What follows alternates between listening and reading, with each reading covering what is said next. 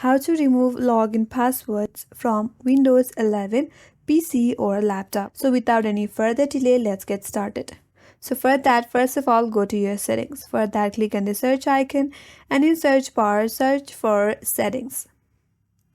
Once you're on the settings now, head towards the menu bar on your left hand side and click on accounts.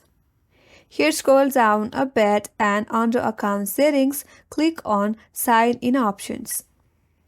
Once you're here, now click on password and then click on change button. Here enter your device current password. Then click on next. Once you have entered your password, on the next field, you will be asked to change your password. There, you will see 3 text fields and there make sure you leave all those fields empty. You don't have to type anything or save the password. Then click on Save Changes. And after that, you can close this. And now you have to sign out of your device. Go to the sign out and click on OK, and once you're logged out, after that if you wish to log in again, you will not be asked to enter your password, you will be directly logged into your computer.